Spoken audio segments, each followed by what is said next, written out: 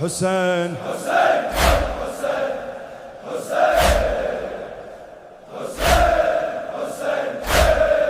کلیجہ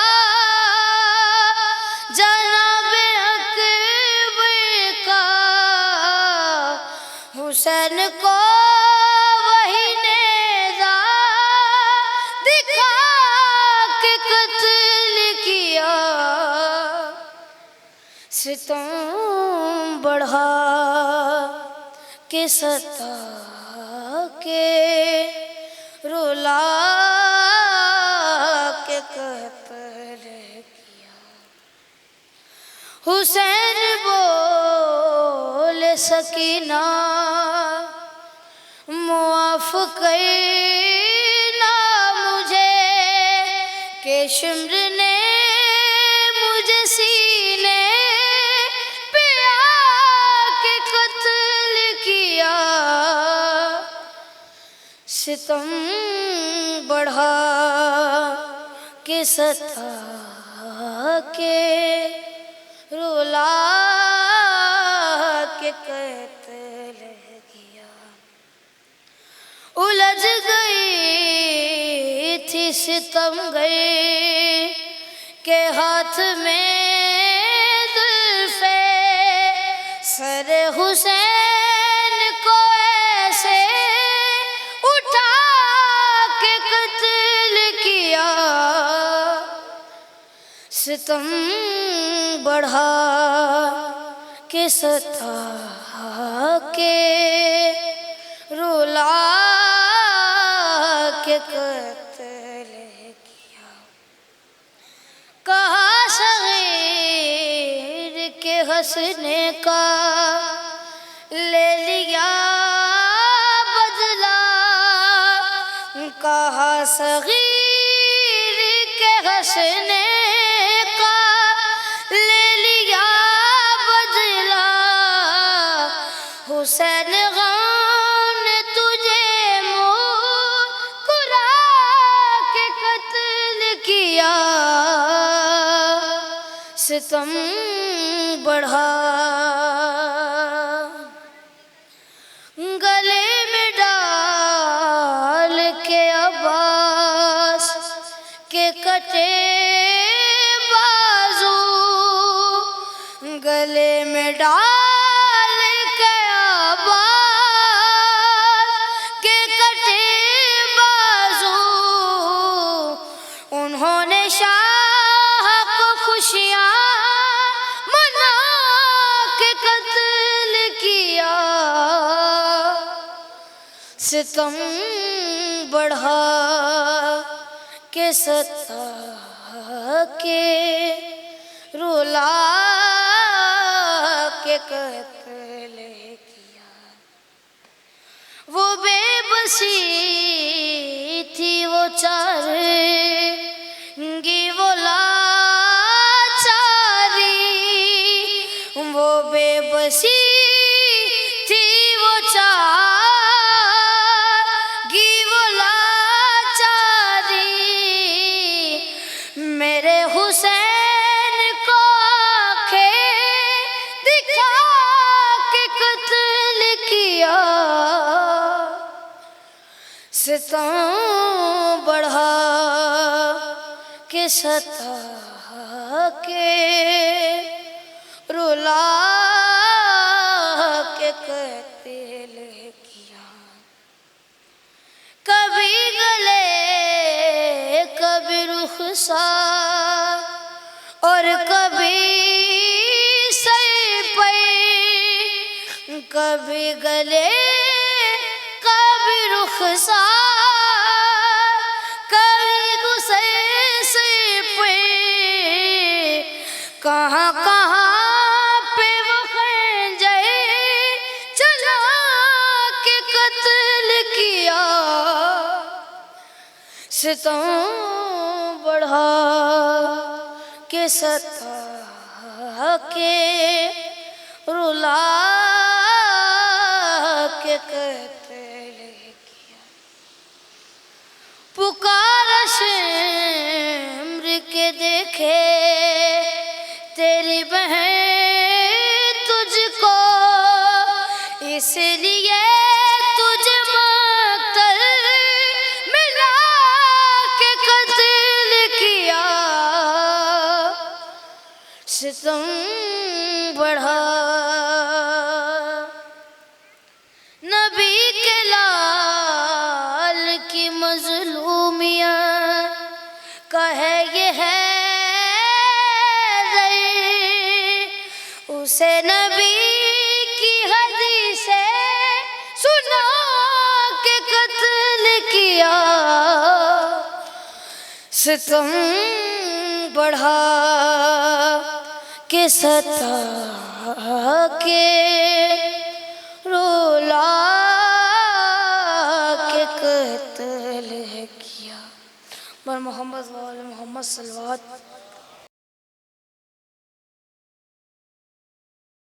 الحمد لله الذي جعل الحمد مفتاحا لذكره وسببا للمزيد من فضله ودليلا على آلائه وعظمته، ثم الصلاة والسلام على عبده وأمين وحيه وخاتم رسله سيدنا ومولانا بالقاسم محمد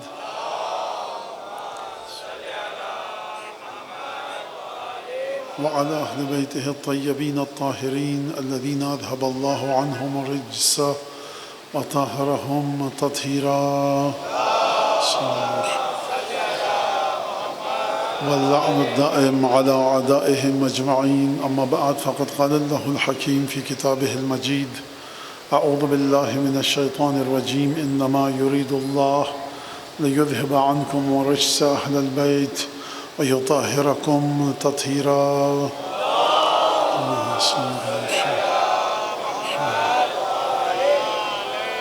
آیت تطہیر کے سلسلے میں ہماری گفتگو یہاں پر مسلسل آپ کے سامنے پیش کی جا رہی ہے، جو آپ حضرات کو، مومنین مومنات کو تاخیر برداشت کرنی پڑی۔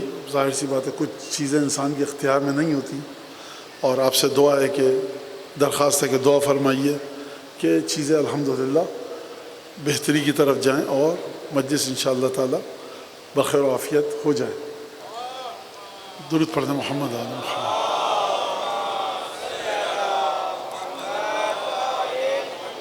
عزیزان گرامی، کل میں نے امام سجاد علیہ السلام پر گفتگو کا آغاز کیا تھا۔ خود امام سجاد علیہ السلام کی امامت کل تک گفتگو کیا کی تھی کہ امام کے سامنے ایک مشکل یہ تھی، امام سجاد کے سامنے، کہ جو لہو و لعب پر مشتمل اشعار ہیں انسان پسند کرتا ہے۔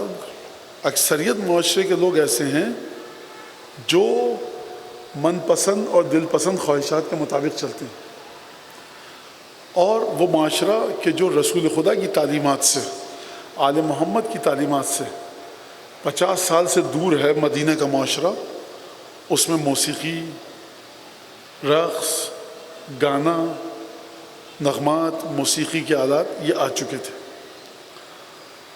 بہترین گانے والے اگر آتے ہوں گے تو امام کیسے مقابلہ کریں؟ امام ان سے مدد لے نہیں سکتے کہ تم ہماری دعائیں بھی پڑھا کرو۔ امام اپنے گھر میں ایسے لوگوں کو بلا نہیں سکتے۔ امیر المومنین نے جب مسند اقتدار کو سنبھالا اور صفین میں امیر المومنین کو جیتی ہوئی جنگ سے پیچھے آنا پڑا، واقعات آپ کے سامنے ہیں، تو پھر امیر المومنین کی حکومت کمزور ہونے لگی۔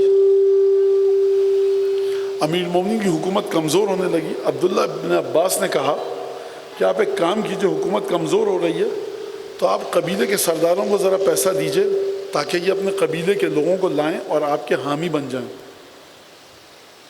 مشورہ اچھا تھا، لیکن جناب امیر المومنین کے لیے اچھا مشورہ نہیں ہے۔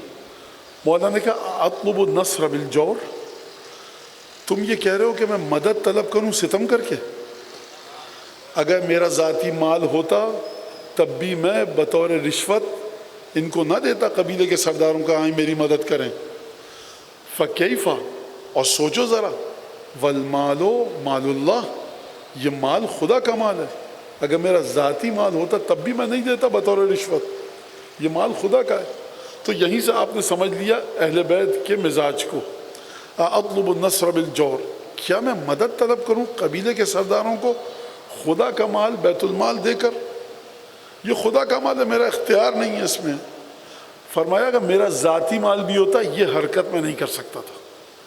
تو امام سجاد کس طرح سے مدد لیں تعلیمات اہل بیت کو پھیلانے کے لیے. اور 35 سال میں جو امام نے زحمتیں کی، پھر آہستہ آہستہ لوگ امام کو ماننے لگے، امام سے مودت اور محبت کو اختیار کرنے لگے. میں نے کل ایک جملہ آپ کے سامنے کہا تھا کہ امام نے گفتگو کرنا سکھایا خدا کے ساتھ. دوسری چیز، امام نے درس و تدریس نہیں کیا شروع کہ تم کو صلوات کی فضیلت بتاتا ہوں، یہی جو تم پڑھتے ہو اللہم صلی علی محمد و آل محمد، یہ میں تم کو اس کی فضیلت بتاتا ہوں. امام نے یہ نہیں کیا. امام نے ایک عجیب کام کیا، خوبصورت ترین الفاظ کا انتخاب کیا جو کہ عربی کے بہترین الفاظ تھے. اس کے ذریعے امام نے مقابلہ کیا ان غزل، نغمات اور گانے لکھنے والوں کا. لوگ تمہاری بات سنتے ہیں، کلام اچھا ہوتا ہے نا، تو دیکھو ہم سے اچھا کلام کس کا ہوگا. دوسرا مسئلہ آیا، نہ بانسری ہے، نہ ستار ہے، نہ ڈھول ہے. اب امام کیا کریں؟ امام نے اپنی آواز کو، جو مترنم آواز تھی، جو بہت ہی زیادہ بہترین، دردناک، حزین آواز تھی، اس میں دعاؤں کو پڑھنا شروع کیا. میں یہ نہیں کہنا چاہ رہا کہ امام نے سکھایا، پڑھایا، کیا کیا، یہ میں نہیں کہنا چاہ رہا. میں کہہ رہا ہوں امام نے دعائیں اس طرح سے پڑھی. اور کل کی گفتگو آپ کے سامنے بھیجتی، سقہ جو مشکیزیں لے کر آتے تھے وہ رک کر کافی دیر تک امام کی آواز کو سنتے تھے، دعاؤں کو سنتے تھے. خوب توجہ کیجیے گا میری اس بات پہ. امام سقاؤں سے کہیں جو مشکیزہ لے کر گلی میں ٹہل رہے ہیں کہ آؤ میں تمہیں درس دیتا ہوں، وقت نہیں ہے کسی کے پاس. امام کہیں آؤ میں تمہیں توحید سکھاتا ہوں، کیوں آئے گا کوئی سیکھنے؟ امام کہتے کو ہمارے پاس آؤ. لوگ ڈرے ہوئے بیٹھے ہیں، امام حسین کو قتل کیا جا چکا ہے. امام سجاد نے کیا کام کیا کہ دعاؤں کو اتنے خوبصورت انداز سے، تو صحیفہ سجادیہ کی دعاؤں کو اب صرف دعائیں مت کہیے، یہ یونیورسٹی ہے، باقاعدہ درسگاہ ہے، مکتب ہے، مدرسہ ہے عقائد سکھانے کا. تو امام نے سب سے بنیادی ترین چیز جو درود ہے اس کی تعلیم کیسے دی؟ دعاؤں میں بار بار درود کو رکھا. اور اس طرح سے نہیں رکھا کہ جہاں بھی جگہ خالی ملی رکھ دیا. جب امام نے درود پڑھا ہے صحیفہ سجادیہ میں کہ جس میں رسول خدا پر اور رسول خدا اور انبیاء کے پیروکاروں پر درود پڑھا ہے، تو اس دعا کا آغاز کہاں سے ہوا؟ یا من لا تنتہی عجائب خلقتے، یا من لا تنتہی عجائب خلقے، اللہم صلی علی محمد وآلہ. اے پروردگار تیری ذات وہ ہے کہ تیری بڑی دلچسپ، خوبصورت اور پیاری مخلوقات، ان کے عجائبات، ان کی دلچسپیاں ختم ہی نہیں ہوتی. ایک سے بڑھ کر ایک مخلوق تو نے پیدا کی ہے. اگر خشکی میں شہد کی مکھی پیدا کی ہے تو آسمان پہ اڑنے والا شکرا پیدا کیا ہے. اگر تو نے ریچھ پیدا کیا ہے تو تو گھوڑا بھی پیدا کیا ہے. گھوڑا پیدا کیا ہے تو ویل مچھلی بھی تو نے پیدا کی ہے. پروردگار تو نے آم، انار، یہ تمام پھلواری پیدا کی ہیں. پروردگار تیری خلقت میں ہر ایک کو دیکھیں اس کے اندر ایک عجیب قسم کی چیزیں. لومڑی جب برفانی علاقوں سے گزر رہی ہوتی ہے تو 10 میٹر نیچے زمین کے جو جانور موجود ہوتے ہیں وہ سن لیتی ہے. سننے کے بعد وہ اندازہ کیسے لگاتی ہے کہ یہ جانور کہاں پر ہے؟ مثلث کی شکل میں گھومتی ہے، یہاں پہ سنتی ہے، پھر یہاں سنتی ہے، پھر یہاں سنتی ہے، پھر مرکز کو ڈھونڈتی ہے اور برف کھود کے وہاں سے جانور کو شکار کرتی ہے. یہ عجیب خلقت خداوند تبارک و تعالیٰ کی. آپ کو آواز نہیں آتی، لومڑی کو آواز آ جاتی ہے. 2 کلومیٹر دور، 1000 میٹر اوپر سے شکرا مچھلی کو دیکھتا ہے سمندر کے اندر، اور وہاں سے غوطہ لگاتا ہے، مچھلی کو پکڑ کے دوبارہ چلا جاتا ہے. یہ ایک چھوٹی سی بات تھی، میں تفصیل میں نہیں جاؤں گا. یا من لا تنتہی عجائب و خلق، اے ذات پروردگار تیری ذات وہ ہے کہ تیری مخلوقات کی عجیب و غریب، دلچسپ، جاذب نظر چیزیں ختم نہیں ہوتی. پھر اس دعا کے بعد، دعا کے اس جملے کے بعد کیا فرمایا؟ صلی علی محمد وآلہ، پروردگار درود بھیج محمد آل محمد پر. عجائب خلقت خدا کے بعد یہ کیا ضرورت ہے کہ محمد آل محمد پر درود بھیجیں؟ یہ امام نے زبردستی یہاں پر درود نہیں رکھا ہے، بلکہ فرماتے ہیں دیکھو خدا کی سب سے زیادہ وہ مخلوق کہ جو کسی کی سمجھ میں نہیں آ سکتی. تمہاری سمجھ میں لومڑی کی خلقت نہیں آ رہی، تمہاری سمجھ میں شکرا نہیں آ رہا، تمہاری سمجھ میں مچھلی نہیں آ رہی، تمہاری سمجھ میں شہد کی مکھی نہیں آ رہی؟ تمہاری سمجھ میں سانپ اور اژدہے یہ نہیں آ رہے؟ تمہاری سمجھ میں پرندے نہیں آ رہے جو دسیوں اور رنگ لے کر اپنے وجود میں گھوم رہے ہیں؟ تمہاری سمجھ میں مور نہیں آ رہا کہ کس طرح سے اس کو خدا نے خلق کیا؟ نہیں سمجھ میں آ رہا؟ تو یاد رکھو ان سب سے کہیں زیادہ عظیم ترین مخلوق خدا کی محمد و آل محمد ہے۔ اللہم صل علی محمد۔ یہاں پہ آپ سمجھتے ہیں کہ بلا وجہ امام نے صلوات رکھ دی بس؟ مخلوقات کو دیکھ کر جو انسان کو تعجب ہو اور حیرانی ہو، اور اس حیرانی کے بعد انسان کو اچھا لگے کہ کیا مخلوق بنائی ہے خدا نے، پروردگار سمندر میں تو نے کیا مچھلیاں بنائی ہیں، آسمانوں میں اڑنے والے کیا پرندے بنائے ہیں، کیا بہترین خوشنما رنگوں والے پھل بنائے ہیں جو لذیذ مزہ رکھتے ہیں، پروردگار کیا کہنے تیرے۔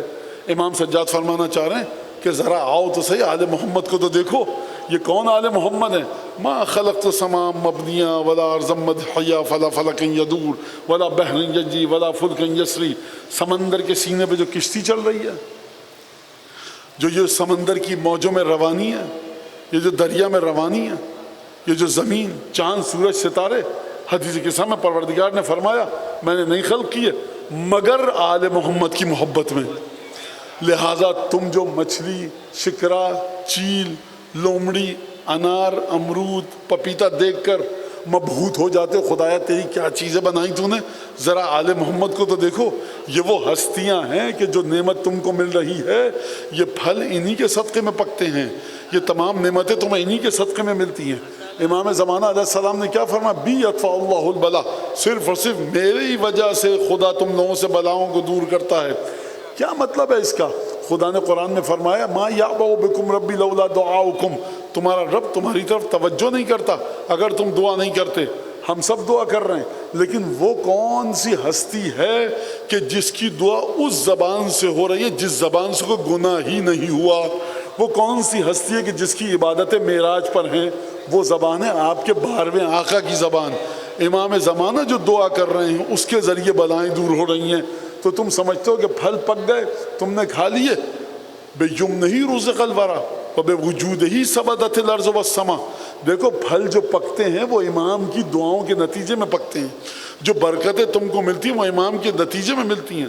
تم یہ دنیاوی نعمتیں، مادی نعمتیں دیکھ کر خوش ہو گئے، عجائب خلقت خدا، عجیب ترین، اہم ترین، دلچسپ ترین، مجھے نہیں پتہ لفظ کیا استعمال کروں، مجھے نہیں پتہ، بہت سے لفظ شاید امام کے لیے استعمال کرنا غلط ہو، بچوں کو سمجھانے کے لیے مجبور ہوں، بچوں کی اردو اچھی نہیں ہے۔ جاذب نظر ترین جو خلقت خدا ہے محمد آل محمد، یہ امام نے بتایا۔ اور اس کے بعد دعا ابو حمزہ صومالی میں امام نے آپ کی اور میری زندگیوں کا ایک سلوشن بتایا۔ خوب توجہ کے ساتھ سنیے گا، اس جملے کو بتاؤں پھر امام کا ایک بڑا عجیب معجزہ بتاؤں جو امام نے کسی اور کے ذریعے دکھوایا۔ بھائی امام آئیں، بند تالے کو ہاتھ میں لیں، تالا ٹھک سے کھٹاک سے کھل جائے گا، لیکن اگر امام مجھ سے کہیں کہ دیکھو اس جگہ پہ جا کے تالے کو پکڑو گے، جب تھامو گے تو بس ہم نے تمہاری ہاتھ میں طاقت دے دی، آج تمہارے گھر کا تالا کھلے گا، کوئی دعا نہیں پڑی امام نے میرے ہاتھ پر، میں جا کر اس تالے کو پکڑوں کھل جائے گا۔ تو امام نے ایسے معجزات بھی دکھائے۔ ایک جملہ میں عرض کروں گا دعا ابو حمزہ صومالی سے، فرمایا امام نے کہ پروردگار وَعَالَمُ أَنَّ الرِّضَى بِقَضَائِكَ، پروردگار میں جانتا ہوں کہ تیرے فیصلوں پر جو راضی ہو جاتا ہے، اور وَاللَّهْفِ إِلَى جُودِكَ، پروردگار ہم سب کو روپیہ پیسہ، مال و دولت، رزق، صحت، سلامتی، عافیت، برکت چاہیے۔ جو تڑپ رہا ہے نا مصیبت میں، وہ تڑپتے ہوئے تیرے سخاوت سے مدد مانگے۔ جو شخص یہ کرے گا تو میں جانتا ہوں کہ اس کے عوض من منع الباخلین ومندوحۃ عما فی ایدی المستأثرین۔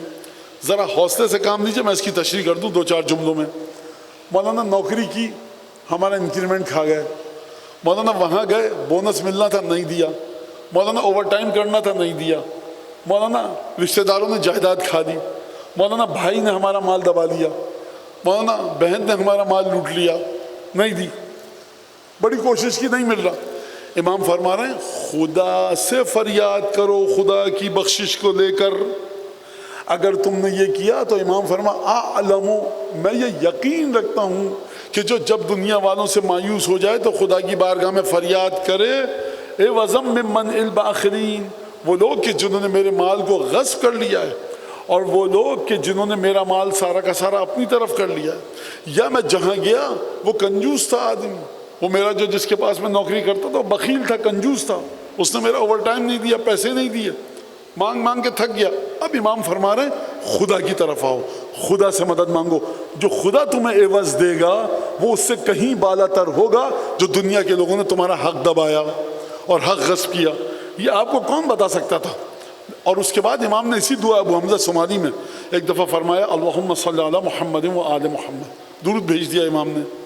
جب درود بھیجا امام نے، آپ لوگ بھی ایک درود بھیج دیجئے۔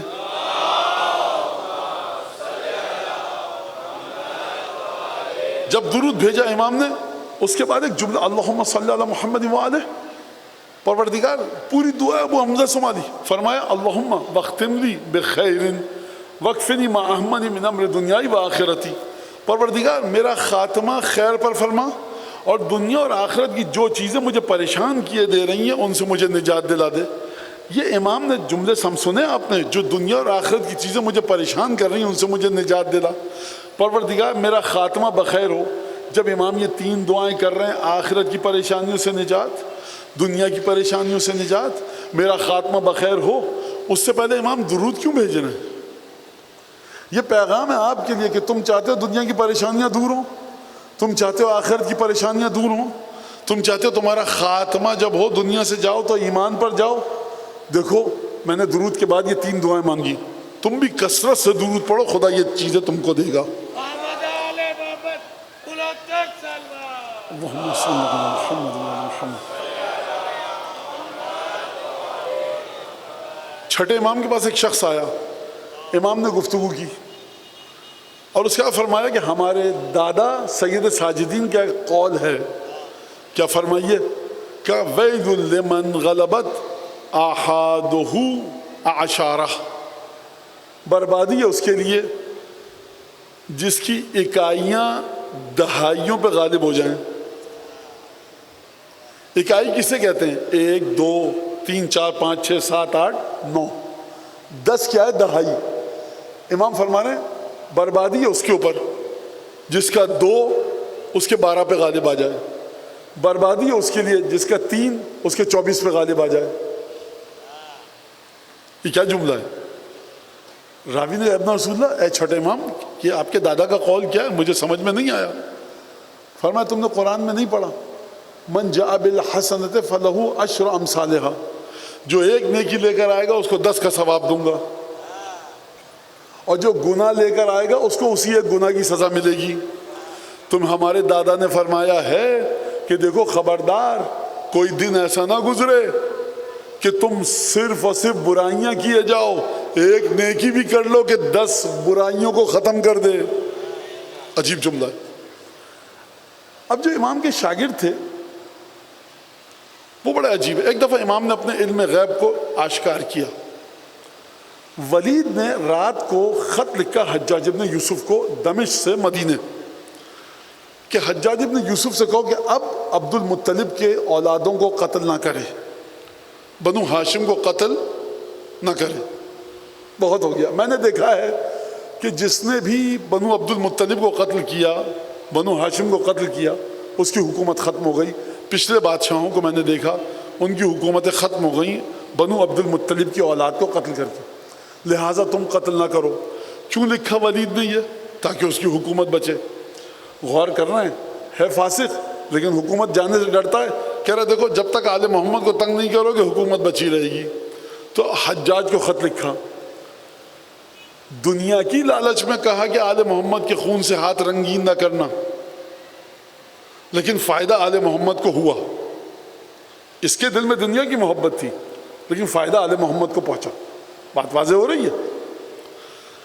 امام نے خط لکھا، امام سجاد نے، کہ تو نے رات کے فلاں وقت اپنے گورنر کو خط لکھا ہے کہ آج کے بعد سے آل محمد کا خون نہ بہانا۔ امام نے اپنے علم غیب کو آشکار کیا کہ تو نے اپنے محل میں چھپ کر رات کو یہ خط لکھا تھا تو نے کسی کو نہیں بتایا تھا اور چپکے سے حجاج کو مدینہ بھیج دیا تھا، ہم کو پتہ ہے۔ یہ میں سمجھانے کے لیے کہہ رہا ہوں کہ امام کو پتہ ہے۔ اور پھر امام نے فرمایا جب تو نے یہ خط لکھا اس وقت جو سوائے تیرے اور تیرے خدا کے کسی کو نہیں پتا تھا، ہم کو پتہ چل گیا۔ میں نے اپنے نانا رسول خدا کو خواب میں دیکھا ہے کہ انہوں نے فرمایا ہے کہ ولید سے کہہ دینا کہ اس کار ثواب کے نتیجے میں تمہاری عمر میں 20 سال کا اضافہ کر دیا گیا ہے۔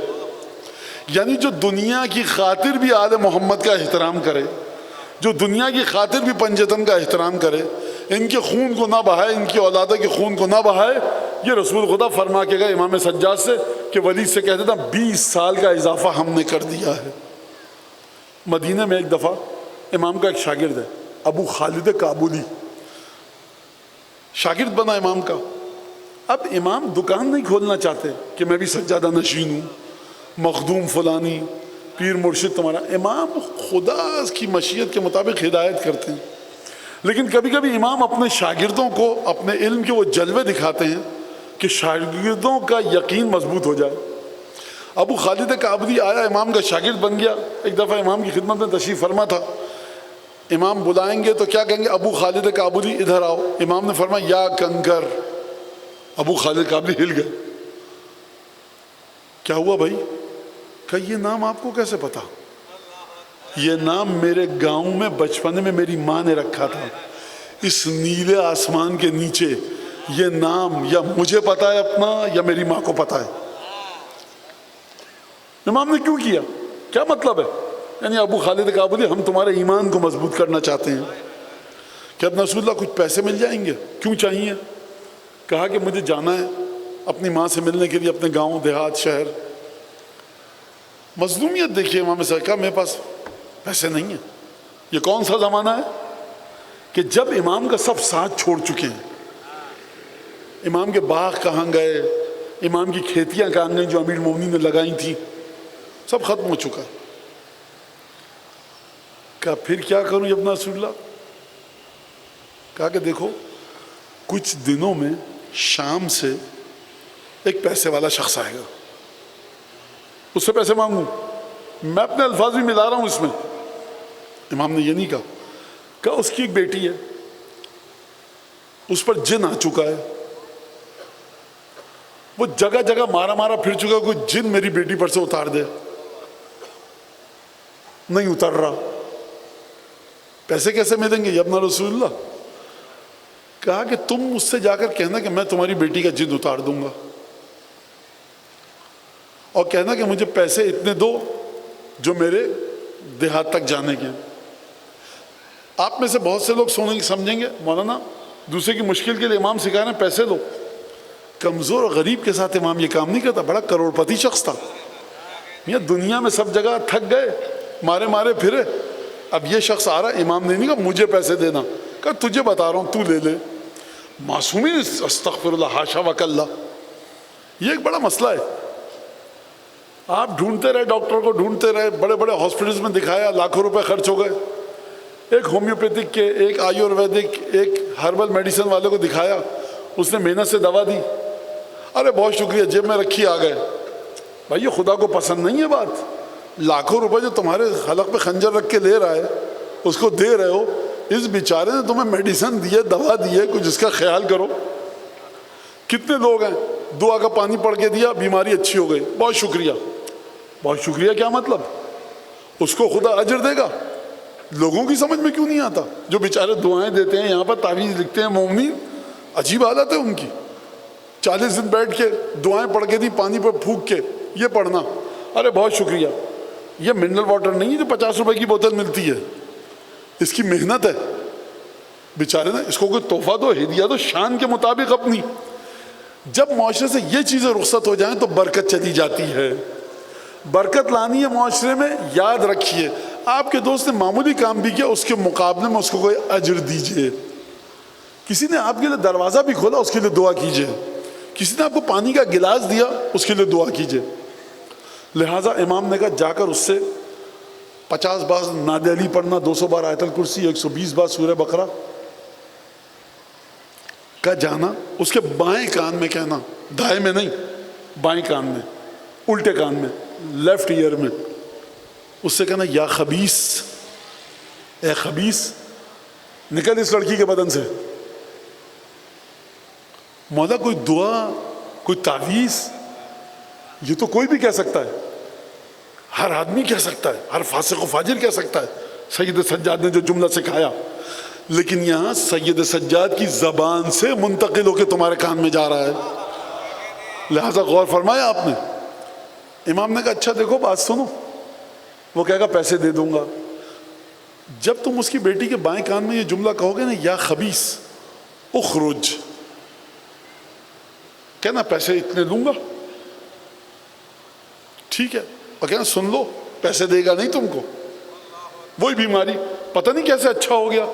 دنیا میں بیماری کا علاج کرایا، نکڑ پہ ڈاکٹر صاحب بیٹھتے تو انہوں نے 2 ٹیبلٹ دی، اچھے ہو گئے. پتہ نہیں کیسے اچھے ہو گئے. بھائی اس نے 50-60 ہزار 1 لاکھ روپے نہیں لیا، اچھا کر دیا، تو اس بیچاروں کو آپ گن بھی نہیں رہے کہ پتہ نہیں کیسے اچھا ہو گیا. امام نے کہا وہ ٹھیک ہو جائے گی لیکن پیسے نہیں دے گا، اور جب ٹھیک نہیں ہوگی تو دوبارہ جن اس پر سوار ہوگا. پھر تم دوبارہ جانا اور پھر اس سے کہنا پہلے پیسے دو تب دعا پڑھوں گا. ابو خالد کابلی گئے، اس لڑکی کے کان میں الٹے کان میں کہا یا خبیث اخرج، نکلا اس کے بدن سے. اسی وقت لڑکی اچھی ہو گئی. باپ نے کہا نہیں یہ کیسے اچھی ہوئی؟ وہی مسئلہ جو ہمارے معاشرے کا بھی ہے، پیسے میں نہیں دے رہا. اس نے آ کر مولا کو بتایا، مولا یہی ہوا. امام نے کہا گھبراؤ نہیں، جن دوبارہ آئے گا. کہا دوبارہ جا کے کہو. جب وہ گئے ابو خالد کابلی کا پہلے پیسے دوں گا، اور کہا کہ دیکھو اب جا کے کہنا کہ علی ابن الحسین تمہیں حکم دے رہا ہے نکل آؤ. مطلب کیا اس بات کا؟ مطلب اس بات کا یہ ہے کہ ولایت ان کے پاس ہے، جس کو چاہتے ہیں اپنے خزانے میں سے جتنا چاہیں دے دیتے ہیں.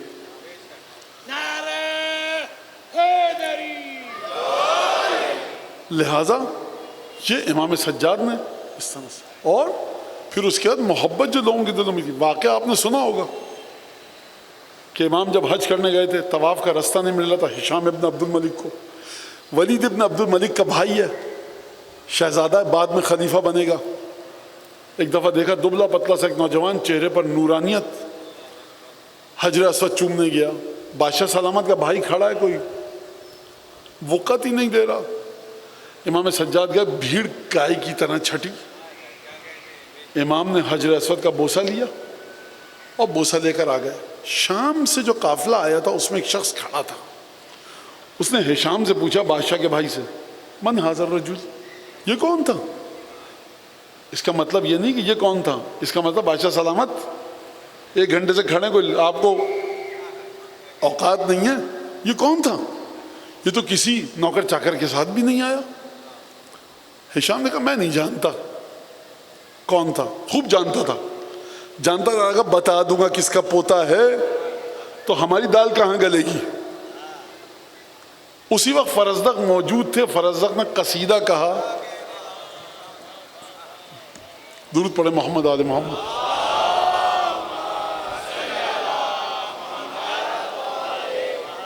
اس قصیدے کا نام ہے قصیدہ میمیہ، اور عجیب قصیدہ اس نے کہا. اس کا پہلا شعر ہے، یا سائلی این حل الجود والکرم عندی بیان اذا طلابہ قدم.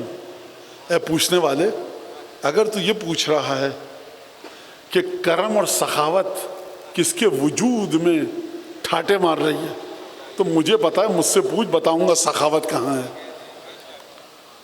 اور پھر اس کا عجیب جملہ کہا، یہ جو چومنے گیا ہے نا اور چوم کے واپس آیا ہے، لو یعلم الرکن من یلفمہ، اگر حجر اسود سمجھ لینا کہ کون چومنے آ رہا ہے، لخر، حجر اسود اپنے مقام سے گر جائے گا اور دوڑتا ہوا آئے گا اس کے پیروں کو چومنے کے لیے. ھذا الذی رسول اللہ والدہ، تو کہہ رہا تجھے نہیں پتا، اس کا بابا رسول خدا ہے. امسد بنور ہدا ہو تہتدی الامم، جس کو بھی نور ہدایت ملی ہے اس کے دادا نانا سے ملی ہے. اور پھر اس کا فرمایا ھذا الذی عمہ الطیار جعفر. اور بتاؤں تجھے کون ہے؟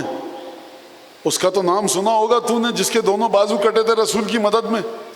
یہ وہ ہے جس کا چچا جعفر طیار ہے. دوسرا تعارف بتاؤں، ھذا الذی عمہ حمزۃ. یہ حمزہ تو یہ وہ ہے کہ جس کا چچا حمزہ ہے. اور ایک کے بعد ایک ھذا الذی سیدۃ النسوان امہ. یہ وہ ہے کہ سیدہ نسوان جس کی مادر گرامی ہے. ھذا الذی علی والدہ. یہ وہ ہے کہ علی ابن ابی طالب جس کے والد ہیں. فی سیفہ. اور کون ہے علی جانتے ہو؟ علی کی تلوار وہ ہے، خدا جس سے بھی انتقام لینا چاہتا ہے نا علی کی تلوار کے ذریعے انتقام لیتا ہے. عجیب پورا قصیدہ. پھر اس کے بعد فرزدہ کو قید کر دیا گیا. ہمارے دشمن کا قصیدہ ہمارے سامنے بھیڑ میں. امام نے کئی ہزار درہم یا دینار بھیجے. اس نے کہا جب رسول اللہ اس لیے نہیں کہا تھا. کہا کہ نہیں ہم جانتے ہیں اس لیے نہیں کہا تھا، لیکن یہ ہماری طرف سے. اور جملہ سنیے، ہم جو دے دیتے ہیں پھر واپس نہیں دیتے. لہذا عجیب ہے. امام کو ایک دفعہ قید کر کے لے کے چلے گئے غل و زنجیر میں مدینے سے. بنو امیہ کے کارندے آئے. جب نکل رہے تو مدینے کے بعض دوست رونے لگے، یا ابن رسول اللہ امام سجاد آپ کو قید کر کے لے جا رہے ہیں. امام نے کہا گھبراؤ نہیں، کچھ فرصت تک ان سے ساتھ ہوں، پھر واپس آ جاؤں گا. کچھ میلوں تک جاؤں گا پھر واپس آ جاؤں گا. اب لوگ پریشان کہ کوئی چھوڑ دے گا. اب خبر پھیلی کہ جب ایک جگہ قافلے نے پڑاؤ کیا تھا تو غول و زنجیر وہاں پڑی ہوئی تھی، سید ساجدین وہاں نہیں تھے. سپاہی مدینے نہیں آئے، دوبارہ گئے شام اور ہشام کو بتایا یہ واقعہ ہوا ہے. زہری کو بلایا کہ جو بنو امیہ کے تعلق رکھنے والے ایک عالم تھے. کہا زہری یہ تو بتاؤ کہ یہ سید سجاد آج کل ہیں کہاں پر؟ یعنی ہم نے کل گرفتار کر کے لا رہے تھے، ایک مقام پر دیکھا خود و زنجیر پڑا ہے، سید سجاد وہاں پر نہیں ہے. معجزے سے مولا نے کھولا اور واپس آ گئے. زہری نے کہا کہ اے امیر المومنین، سید سجاد اپنی عبادتوں میں مشغول ہے، آپ گھبرائیے نہیں، آپ سے کوئی نقصان نہیں پہنچے گا سید ساجدین کو. پھر زہری نے جو جملہ ارشاد فرمایا امام نے اس واقعے کے بعد، اور جو زہری نے کہا اور جو ہشام نے جواب دیا، تو ہشام نے جب یہ جملہ سنا کہا نعم الشغل شغلو، بہترین شغل ہے، جو بہترین کام ہے سید سجاد انجام دے رہا ہے. یہ میں نے آپ کے سامنے کیوں یہ تمام باتیں بتائیں؟ یہ آئمہ کی ایک کے بعد ایک سیرت اور واقعات کو زندہ ہونا چاہیے. لہٰذا امام نے سب سے جو اہم ترین چیز ہے عظمت اہل بیت بتائی دعاؤں کی صورت میں، اور دوسری چیز درود کی اہمیت بتائی کہ درود کیا ہے. دعائے مکارم الاخلاق ہے. بہترین اخلاق کو حاصل کرنے کے لیے اگر آپ کو کوئی کوشش کرنی ہے تو دعائے مکارم الاخلاق پڑھیے. مکارم الاخلاق یعنی خوشنما اخلاق، یعنی سرسبز اخلاق، یعنی خوبصورت اخلاق. اس دعا میں امام نے 18 سے 20 دفعہ شاید درود بھیجا ہے. اس کا مطلب کیا ہے؟ اخلاق اچھا کرنا چاہتے ہو کثرت سے درود بھیجو. اخلاق اچھا کرنا چاہتے ہو کثرت سے درود کی پابندی کرو. جب اخلاق اچھا ہوگا تو رسول خدا کے جوار میں جگہ ملے گی. محمد آل محمد بلندتر سلوات.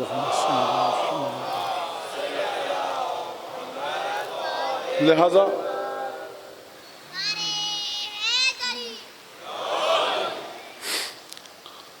زحمت آپ کو دی میں نے، اور واقعاً بڑی معذرت چاہتا ہوں. دعا میں یاد رکھیں، دعا کریں گے انشاءاللہ تعالیٰ آپ سب کو بھی خدا صحت و سلامتی، تمام مومنین جہاں جہاں ہیں ان سب کو خدا صحت سلامتی عطا فرمائے، سب کی آزاداری کو قبول فرمائے. خصوصاً ہمارے جو اسکاؤٹس، دیگر منتظمین جو دریاں بچھاتے ہیں، شامیانہ لگا رہے ہیں، مائک صحیح کر رہے ہیں، یہ تمام کے تمام لوگ کسی بھی حوالے سے جو ان سب کے لیے دعا کیجئے. ان سب کا حق ہے ہم پر کہ جن کی وجہ سے 1 گھنٹہ میں آ کر بیٹھتا ہوں، لیکن جو دعائیں ہیں ان کے لیے، جو یہ پوری خدمتیں کر رہے ہیں، ان کے لیے ضرور دعا کیجیے گا. کربلا کا جہاد بڑا عجیب جہاد ہے. اس میں اگر 32 برس کا جوان بھی آپ کو شہید ہوتا ہوا دکھ رہا ہے تو 18 برس کا نوجوان بھی ہے. اسی میں 13 برس کا بچہ اور لڑکپن کی حدود میں قدم رکھنے والا شہید بھی ہے. اسی میں 6 مہینے کا شش ماہ بھی ہے. مختلف واقعات نقل ہوئے ہیں اور مختلف انداز سے روایتوں نے بیان کیا. آپ جس طرح سے سنتے ہیں وہ واقعہ کیا ہے؟ وہ واقعہ یہ کہ جب مولا نے صدا استغاثہ بلند کی، ایک دفعہ خیمے میں کوہرام مچا. پوچھا کوہرام کیوں مچا؟ کہا علی اصغر نے اپنے آپ کو جھولے سے گرا دیا. اسی طرح سے آپ سنتے ہیں واقعہ. اس کے بعد سے ارباب مقاتل نے جو لکھا ہے کہ سید الشہداء نے جب آخری رخصت تھی تو ایک دفعہ رباب سے کہا یا بی بی زینب سے کہا، بہن ذرا مجھے وہ میرا بیٹا لا کر دو کہ جس سے میں رخصت ہو جاؤں. 6 مہینے کے علی اصغر ہیں اور ایک دفعہ بوسہ لے کر رخصت ہونا چاہتے ہیں. اور اس کے بعد کی روایت جو مقتل میں آپ دیکھتے ہیں، ایک دفعہ حسین ابن علی نے علی اصغر کو اپنی آغوش میں لیا اور مقتل کی طرف چلے. اور اس کے بعد جو جملہ مقتل مکرم میں ملتا ہے، ان لم ترحمونی فرحموا ھذا الطفل الرضی، اگر تم مجھ پر رحم نہیں کر رہے تو اس بچے پر تو رحم کرو. اما ترونہ کیف یتلظی، تم نہیں دیکھ رہے ہو کہ کس طرح سے یہ بچہ ماہی بے آب کی طرح کبھی منہ کو کھولتا ہے کبھی منہ کو بند کرتا ہے. دیکھیے علی اکبر کے مصائب پڑھے جاتے ہیں، مولا عباس کے مصائب پڑھے جاتے ہیں، اون و محمد کے، جناب قاسم کے، جناب مسلم کے فرزندوں کے، آپ سب گریا کرتے ہیں. مومنات بھی گریا کرتی ہیں، مومنین بھی. لیکن بخدا میں قسم کھا کے کہہ سکتا ہوں جب شہزادے علی اصغر کے مصائب ہوتے ہیں نا تو مومنات جس طرح سے گریا کرتی ہیں. میری دعا ہے اپنی بیٹیوں سے، بچیوں سے، بہنوں سے کہ اس وقت دعا کریں کہ ان کی آغوش میں وہ نسل آئے جو صاحب مقام معرفت سید الشہداء ہو. تپتی ہوئی دھوپ ہے، جھلستی ہوئی. حسین نے اپنے ہاتھوں میں اصغر کو اٹھایا اور لے کر گئے. آپ سمجھتے ہیں تلذی کا مطلب کیا ہے؟ جب آپ مچھلی کو پانی سے نکالیں نا باہر تو کبھی مچھلی منہ کو کھولتی ہے کبھی منہ کو بند کرتی ہے. امام فرمایا اما ترونہ کیف یتلظی، تم دیکھ رہے ہو کہ کس طرح سے کبھی منہ کو کھول رہا ہے کبھی منہ کو بند کر رہا. بس یہ جو شہید ہے نا کربلا کا، یہ بڑا عجیب شہید ہے. ابو الفضل عباس آئے فرس پہ سوار ہو کے، قاسم و علی اکبر اون و محمد آئے فرس پہ گھوڑے پہ سوار ہو کے. یہ جو شہید آیا ہے نا اس کی سواری ہے حسین کے ہاتھ. ایک دفعہ حسین کے ہاتھوں میں بچہ ہے اور ایک دفعہ ہرملہ کا تیر چلا. جو روایت کے الفاظ ہیں فَذُبِحَ الطِّفْلُ مِنَ الْوَرِيدِ إِلَى الْوَرِيدِ، تیر اتنی شدت سے آیا کہ علی اصغر کے گلے کو چھیدتا ہوا دوسری جانب سے نکلا اور ایک دفعہ حسین کے بازو میں پیوست ہوا. فَانْقَلَبَ الرَّضِيعُ عَلَى يَدِ أَبِيهِ، بچہ باپ کے ہاتھوں میں ہمک کے رہ گیا. ہمکنے کا مطلب سمجھتے ہیں آپ؟ جب کوئی چیز اپنے مقام سے اچھل جائے، جس لگائے تو اسے کہتے ہیں ہمکنا. اور ایک دفعہ حسین کی طرف بچے کا من کا ڈھلکا. اس کا فلسفہ اور حکمت سمجھے، یعنی علی اصغر نے اپنی بے زبانی میں بتایا کہ بابا بھیا علی اکبر گھوڑے سے گرے، بھیا اون محمد گھوڑے سے گرے، بھیا قاسم گھوڑے سے گرے، سب نے آپ کو بلایا سلام کیا. چچا عباس گھوڑے سے گرے، آپ کو سلام کیا. بابا دیکھیے ہم بول نہیں سکتے، کریں تو کیا کریں، بس ایک دفعہ ہمک کے آپ کی طرف دیکھا. اب اصغر کا سلام لیجئے. بس ایک دفعہ حسین نے اپنے بازو سے تیر کو نکالا، وَوَضَعَ يَدَهُ تَحْتَ نَحْرِهِ، علی اصغر کے گلو کے نیچے رکھا. خون سے بھرفم تلا دمن، حسین کا چلو خون سے بہا، آسمان کی طرف روانہ کیا. بقیہ خون اپنے چہرے پر ملا. پانچویں امام فرماتے ہیں ایک قطرہ بھی آسمان سے زمین پر نہ آیا اور اس خون کو ملا اور یہ کہہ کر اصغر کے لاشے کو لے کر چلے ہاکذا القی جدی رسول اللہ یوم القیامہ، قیامت میں اسی طرح اپنے نانا سے ملاقات کروں گا. ایک سوال کروں آپ سے، حسین کے دل کو کتنا غم تھا اصغر کا؟ مقتل نے جانتے ہیں آپ کیا لکھا ہے؟ جب حسین چلے نا خیمہ گاہ کی طرف، ایک دفعہ آسمان سے آواز آئی حسین لا تحزن ان لہو مرضعا فی الجنہ، حسین غم مت کرنا، یہ بچہ دودھ نہیں پی پایا تھا نا, پیاسا تھا. حسین دیکھو اصغر ہمارے پاس آ گئے ہیں, ہم نے ایک حور کو حکم دیا ہے کہ اصغر کو شیر پلایا کرے.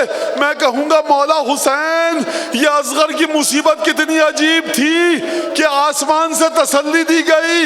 یہ تو تھی حسین کے مصائب, لیکن پوچھو اپنے مولا سے, جب ماں کو بچے کا لاشا دیں گے دل پر کیا گزرے گی؟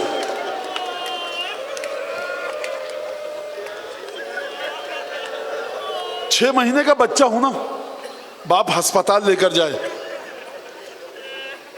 ڈاکٹر کہتے ہیں ایڈمٹ ہوگا بچہ, باپ خالی ہاتھ آتا ہے, ماں کا دل دھک سے ہو جاتا ہے, میرے بچے کو کہاں چھوڑا؟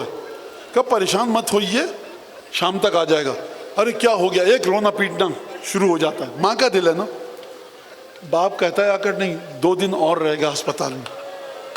ماں اور شدت سے روتی ہے. باپ کہتا ہے 1 ہفتے رہے گا بچہ ہاسپٹل میں. ماں اتنی دعائیں کرتی ہے, مفاتی لے کر دعائیں, مناجات. اگر باپ یہ کہہ دے نا ماں سے کہ ایک معمولی سی جراحی, معمولی سا آپریشن ہونا ہے, ماں بھول جائے کہ مجھے اب میرے بچے کے پاس لے چلو. باپ کہہ کہ دیکھو معمولی سا 5-10 منٹ کا آپریشن, بچہ اچھا ہو جائے گا. کہا کہ نہیں مجھے میرے بچے کے پاس لے چلو. اچھا اگر باپ بڑا کریم اور سخی ہو نا, وزادار, اس کے لیے بڑا سخت ہے کہ اپنی زوجہ سے کہے کہ بیٹا ہمارا ہسپتال میں 1 ہفتے رہے گا. کریم ہے نا, رحم دل باپ. مجھے بتائیے حسین جب خیمے میں جائیں گے تو کس طرح سے رباب کا سامنا کریں گے؟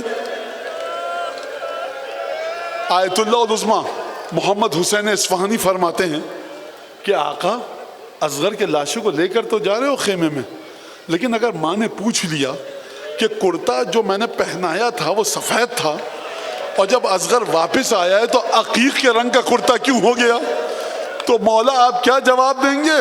بس تاریخ یہاں پر خاموش ہے کہ ماں نے کس طرح سے لاشوں کو دیکھا, لیکن میں انیس سے مدد لوں گا. پشت خیمہ میں گئے. آپ جانتے ہیں نا جب کسی کا اتنا کمسن بچہ مرے تو کفن دیا جاتا ہے, رشتہ دار اپنے ہاتھوں میں لے کر کھڑے ہوتے ہیں. باپ قبر میں اترتا ہے یا کوئی رشتہ دار قبر میں اترتا ہے, بچے کو باپ کے ہاتھوں میں نہیں دیا جاتا. باپ کس طرح سے 6 مہینے کے بچے کو سنبھالے گا؟ مجھے دل پر ہاتھ رکھ کے بتاؤ تم کہ کیا آپ باپ زندہ تھے جو حسین اصغر کو تھماتے؟ تمہارے مولا نے اصغر کے جنازے کو زمین پر رکھا, ننھی سی قبر کھود کی,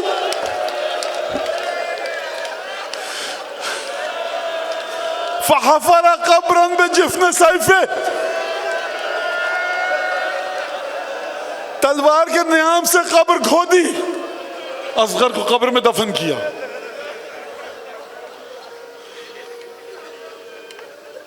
صورت تیری مٹی میں دبائی نہیں جاتی, یہ چاند سی صورت چھپائی نہیں جاتی. بیٹا اصغر, میں کس دل کے ساتھ چاند سی صورت کو زمین میں دفن کروں؟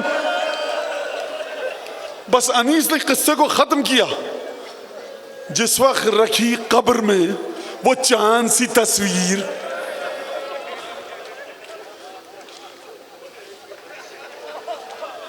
صابر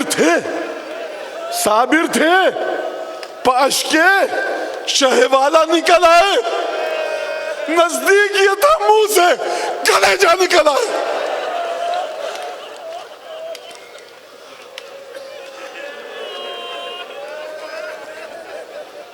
جناب ہاجرہ نے اسماعیل کے گلے پر رسی کا نشان دیکھا تھا اور اتنا گریہ کیا کہ سنبھالے نہ سنبھلی. میں کہوں گا حسین ابن علی, آقا مولا, جب ماں رباب اس خالی جھولے کو دیکھے گی تو کس طرح سے تڑپے گی؟ کون ہوگا جو رباب کو حسین